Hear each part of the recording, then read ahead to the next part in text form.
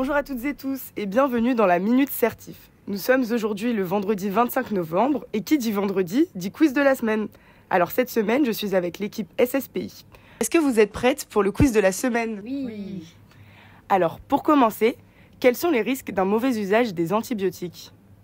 Il y en a deux principaux. D'abord, pour le patient, un mauvais usage des antibiotiques peut entraîner des effets indésirables comme des allergies, des douleurs ou des atteintes rénales et hépatiques. Mais il y a aussi un risque pour la collectivité puisque cela favorise l'antibiorésistance. Effectivement, et si rien n'est fait, l'antibiorésistance entraînera en 2050 238 000 décès en France et 10 millions dans le monde.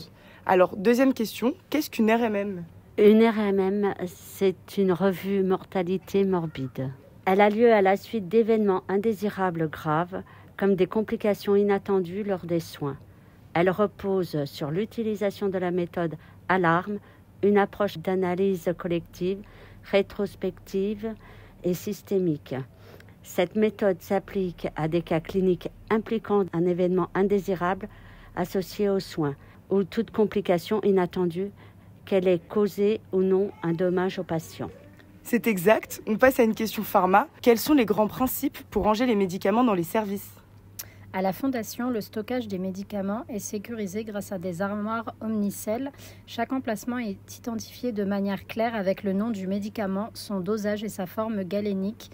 Et une seule case contient un seul médicament et un seul dosage. Les médicaments à risque sont spécifiquement identifiés pour limiter les erreurs. Les risques de confusion liés à des ressemblances phonétiques ou visuelles sont également pris en compte. Enfin, les médicaments sont stockés dans des conditions qui garantissent leur bonne conservation et aucun produit de santé ne doit être entreposé directement sur le sol. Eh bien, bonne réponse. On termine avec une dernière question. Quelles sont les étapes clés de la traçabilité dans le dossier patient informatisé à l'admission du patient ? À l'admission, il est essentiel de compléter la macro-cible d'entrée, ce qui comprend la saisie des coordonnées de la personne à prévenir, la traçabilité de la pose du bracelet d'identification et l'évaluation de la douleur dès l'arrivée. Encore une bonne réponse. J'ajouterai que le projet personnalisé de soins, donc le PPS, doit être élaboré en concertation avec le patient, validé par le médecin et réévalué régulièrement, au moins tous les 7 jours. Eh bien, merci d'avoir joué le jeu du quiz de la semaine. Rendez-vous la semaine prochaine pour un nouvel épisode. Et surtout, n'oubliez pas notre objectif commun. Haute qualité des soins.